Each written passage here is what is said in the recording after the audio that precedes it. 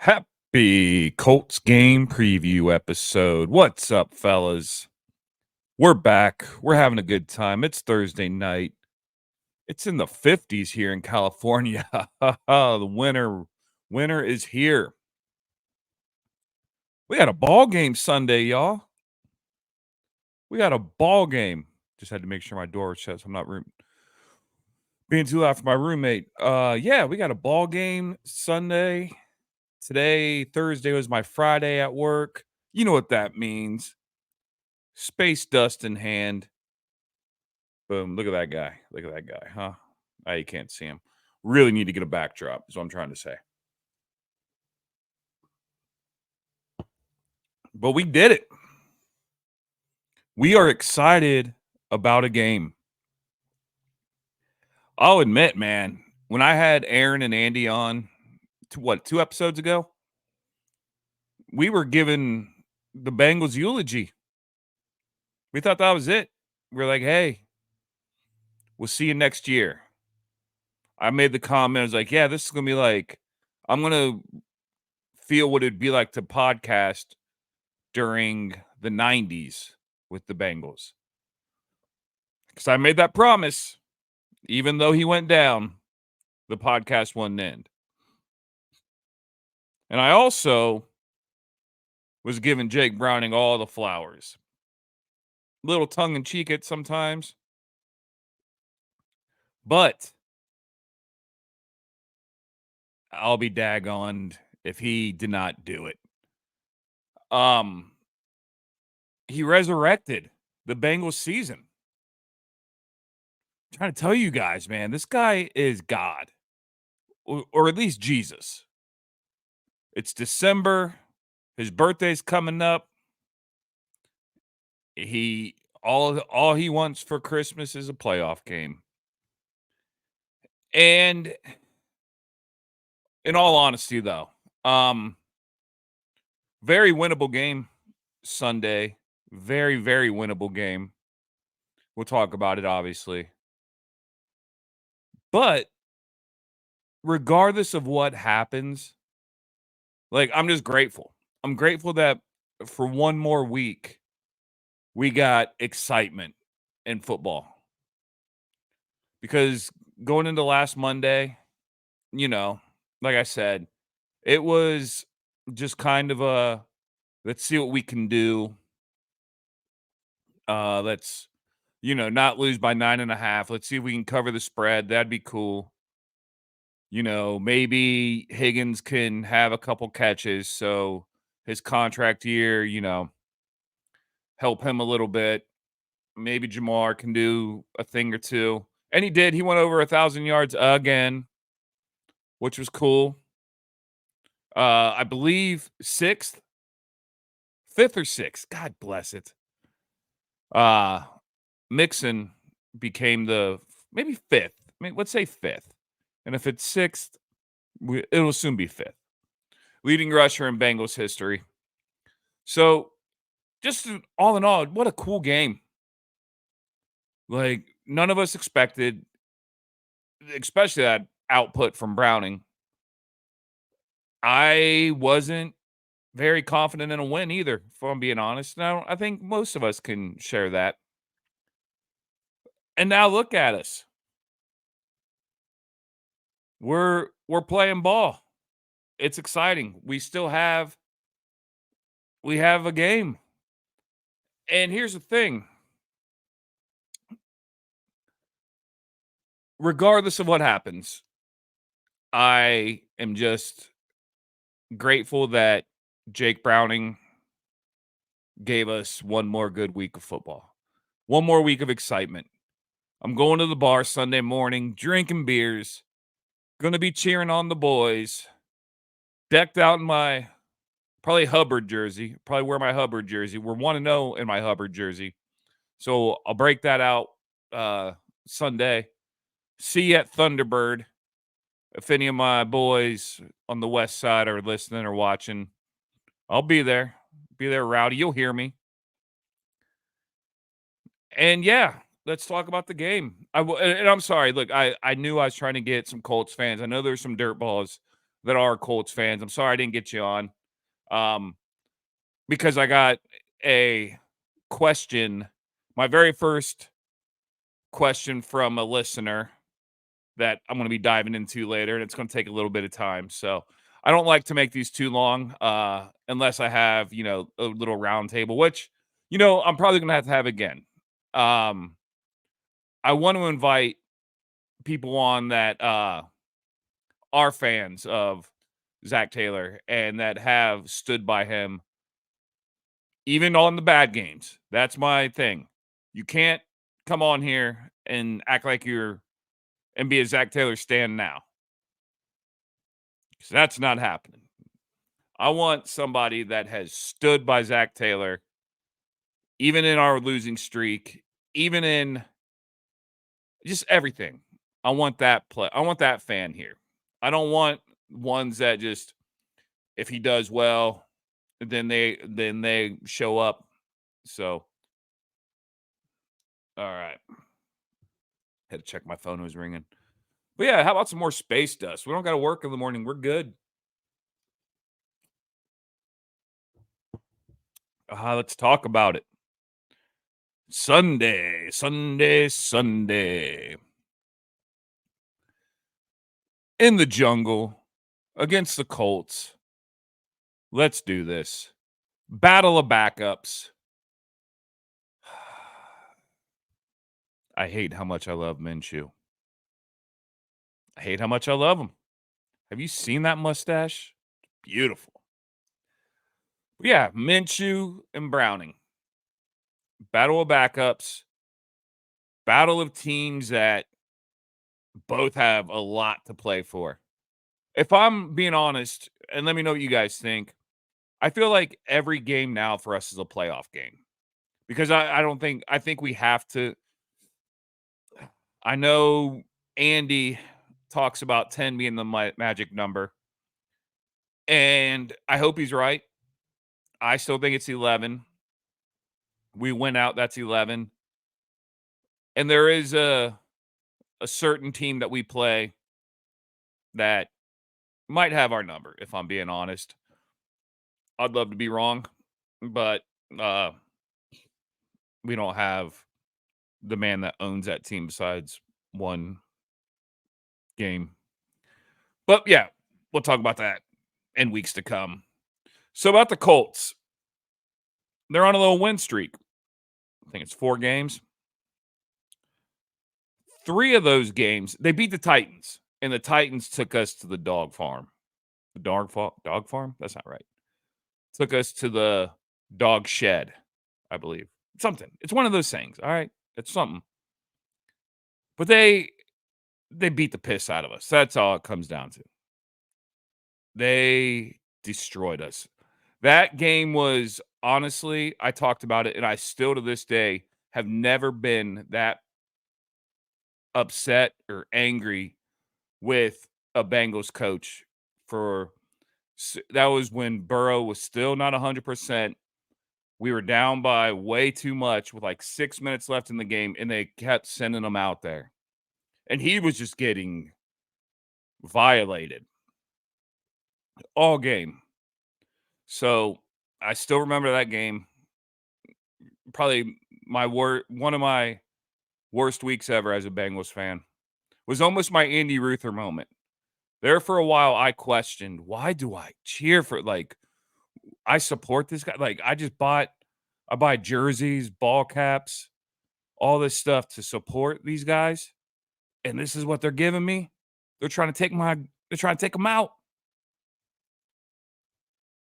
So yeah, I didn't like that game.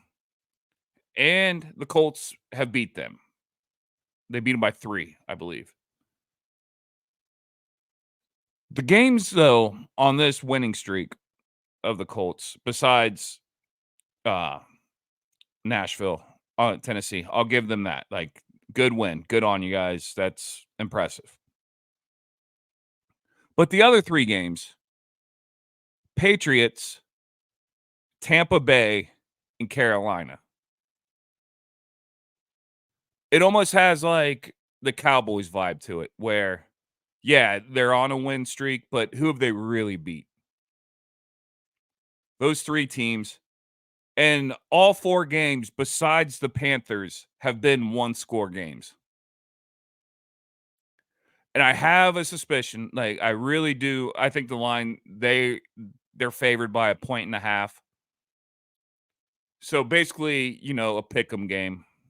And I saw Dirty Sports today. I saw you, Prano, you bastard. But, yeah, like they were saying on there today, it's a pick 'em. It's 1.5. Like, I was surprised. Like, I'm surprised we didn't get the 1.5 being home field, but I get it. Browning is like last week, there wasn't really any video or any tape of him besides like preseason. And I mean, if you want to go back to college, you can. But now there's a whole game of footage on him, a great game of footage on him. So yeah, maybe, it's a little something now. But man, I didn't expect this. We are playing for something this late in the season without Joe Burrow. So I'm ready to eat crow. I want to come on, Zach Taylor. If there's one game for you to show us, like, let's see that. Let's see one of those games. None of that little fucking wide receiver throw bullshit. Get on there, play AFC North football. This ain't fucking NFL Street. That's a good callback right there. This isn't NFL Street. Don't try any of those oop-de-oop like Kilmer's or Moxon wanted to run in Varsity Blues. None of that oop-de-oop stuff. Let's just get out there, play Bengals football, smash mouth football, and you can win this game. Has to be just relentless, D. Our D's been suspect. I don't know if Jonathan Taylor's playing. They still haven't put anything on him yet. Moss, I have him in fantasy ball. He's been great. But I really just hope that our defense can just that's going to be, I think that's going to be the decision maker of this game. Is the defense able to stay off the field? Let's keep the offense out there. Let's get those chains moving early. Let's just do this damn thing, man. Like, we can do this. And then we got Minnesota right after that. And I don't even want to talk about Minnesota. Let's not talk about them. It all has to be on Indianapolis. I didn't put together a parlay, so I'm going to pause this here. I don't even know why I told you guys that, because you would have never known. But I'm going to pause this here in a little bit, and I'm going to go look at the line, and I'll be back with the parlay of this game. We're bringing that back. But yeah, I do. I think that's going to be the decision maker, is how long can that defense stay off the field? Can Hubbard and the boys get after the quarterback? Hendrickson, who just became America's favorite man. I mean, hats off to the guy. What he did with Trevor Lawrence last week. I mean, tried to help him up and then immediately went down with him when he was down, took a knee, said a prayer. How cool is that? So, yeah, give me 1 second, because this question I got for you here in a little bit is going to be fun to answer too. But give me a second. I'll be right back with the parlay of this game. All right, I'm back with it. I went and grabbed one. I got a plus 1,500 4-leg parlay. Plus 1,500 4-leg parlay this Sunday. T. Higgins, at least 37 receiving yards. T. Higgins, anytime touchdown. Jake Browning, I got 2 that you might not like. I got 1 that you probably won't like, the other one you'll like. Jake Browning, at least 12.5 rushing yards. And then Jake Browning, at least 1 interception. Plus 1,500, $10. Place parlay. And we're rocking and rolling. $10 wins me $150 on that. So once again, this week's parlay. T. Higgins, at least 37 receiving yards and at least 1 touchdown. Jake Browning, at least 12.5 rushing yards and at least 1 interception. So then when he throws the interception, the only one he's going to throw, you're not too upset about it. So come on. We're having fun. We're loosened up. It's Space Dust night.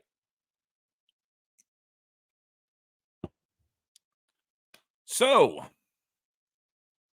I received my very first, dare I say, fan question. And this is from a longtime listener, first-time caller. The gentleman's name is Gavin Cornelius. And if you're not laughing, that's because you don't realize that Gavin is my brother. And last week, I kind of put him on blast and let everyone know that he rode the small bus to school.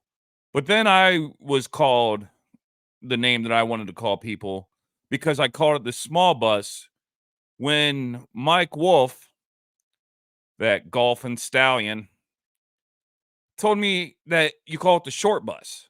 But I've always called it the small bus. So answer that what you will. What's the right word? I mean, they're both the same bus. But short bus is like Key. Like it's real little. Like my friend Key, he's like this big. So I don't know. But regardless, let's dive into this question because it's a fun breakdown. So we're chit-chatting, and Gavin asks, would you consider Jeff Blake a top 5 quarterback, top 5 Bengals all-time quarterback? And look, there haven't been many.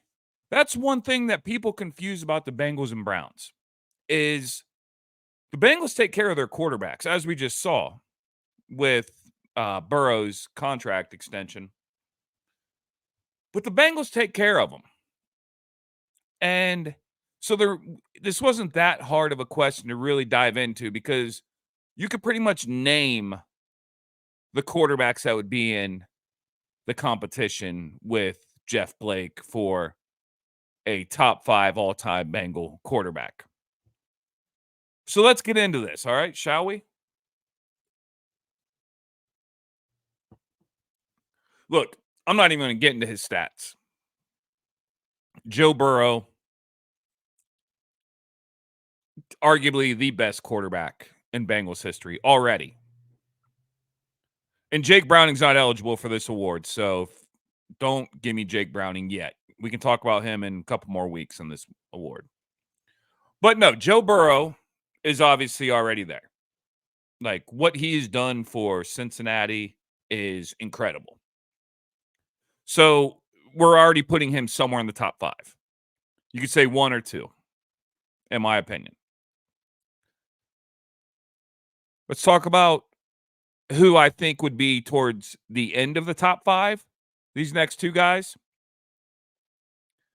Our boy, the Red Rocket, Andy Dalton. Bengals franchise records he owns. Completions in a playoff game. Pass attempts in a playoff game. Passing yards rookie season. Passing touchdowns rookie season. 300 plus passing yard games in a season. 5. And that's tied with Joe Burrow. 4,000 passing yard seasons in his career with the Bengals. 2. So you can't put Jeff Blake over him. Let's move on to Carson Palmer. Carson Palmer. First Bengal quarterback to pass for 4,000 yards in a season. And he did it twice, 2006 and 2007. Most touchdown passes in a game, 6. Most touchdown passes in a game as a rookie, 4. Both of those came against the Cleveland Browns, which is weird because I know another quarterback that's not too great against the Browns. Most consecutive games with a passing rating over 100, 9. Now, here's a stat for you. Most game-winning drives in a season, 5.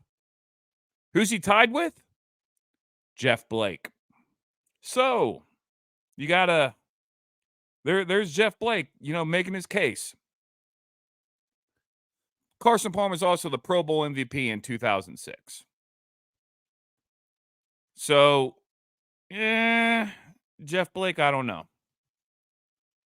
I don't know if you get that.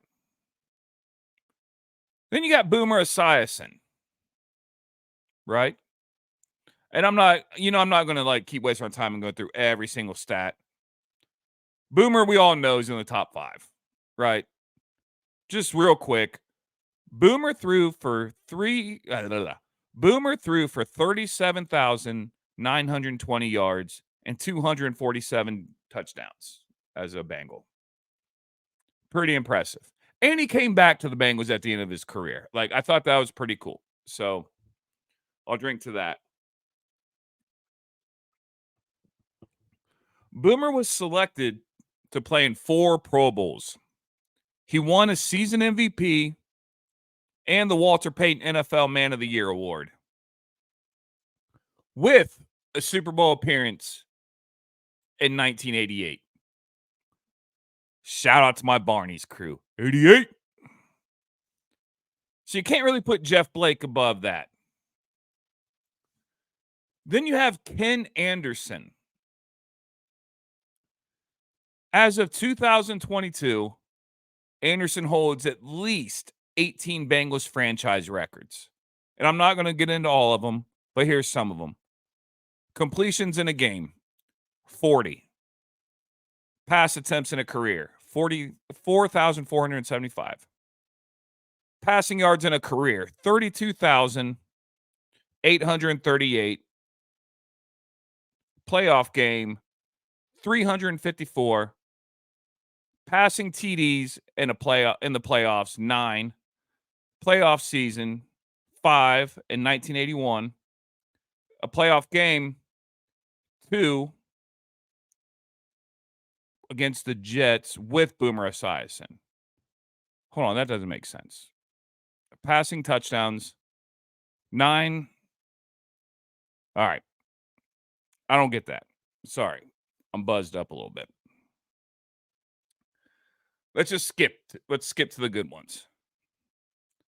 Passing yards in a playoff game, 354 in 1982.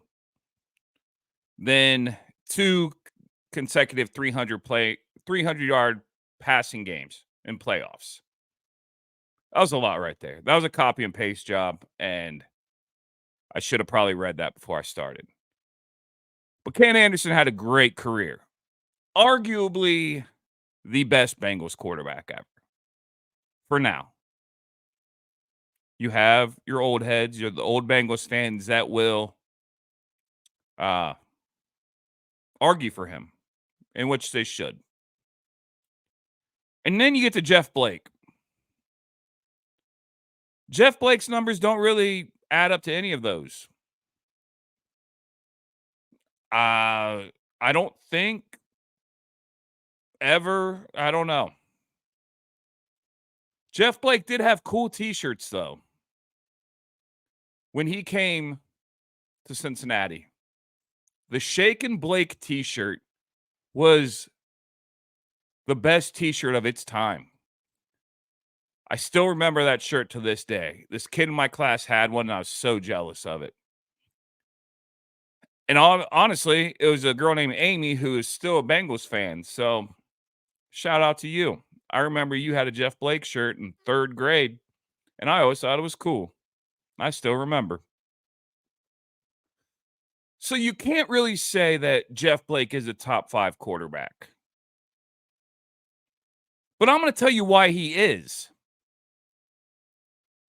And this gets you automatically disqualified from Bengals top 5 quarterbacks. One of those quarterbacks I talked about has a reason that gets you automatically disqualified. Who would that be, you ask? Listen to this.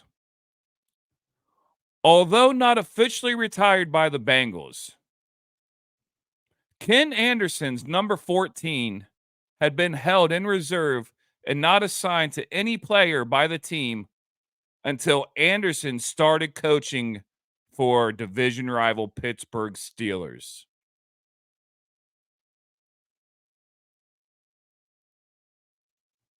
Until Anderson started coaching for division rival Pittsburgh Steelers. You bastard. He's off. Sorry, you got to go. See ya, Ken Anderson. Jeff Blake, you are number 5 best quarterback in Bengals history.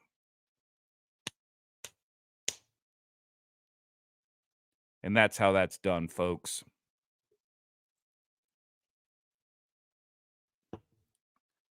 So that's the stupid shit my brother asks. He also thinks that AJ McCarron's going to lead us to the Super Bowl. So you got to, I mean, he's, that word I'm not going to say, but he's showing why he rode the bus. Love you, Gavin. So yeah, that's it this episode. Always a fun time with you guys.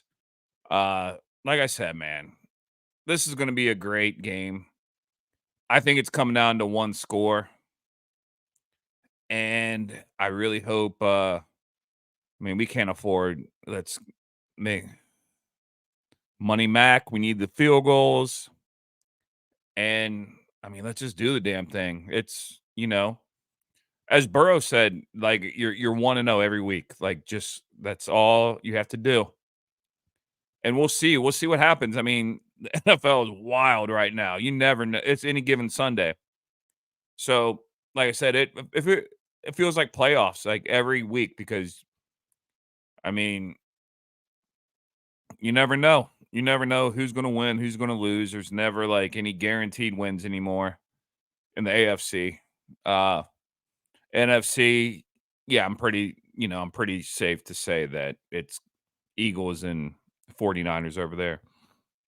God damn, did the 49ers look good last Sunday. So all right, guys, that's this week's. It was fun. If you guys have any fun questions or honestly, like if you have your top 5, and you have little punchlines in there or whatever, toss them out to me on Twitter. Name's Randy Ruther on Twitter. And if you don't understand why my name would be Randy Ruther on Twitter, I didn't meet you from Dirty Sports is what it sounds like. But hit me up at Randy Ruther. Let me know what your top 5 is. And then if you have a question, let me know. Oh, one thing before I go. So I was telling you about the little chat exchange in my fantasy football group last week.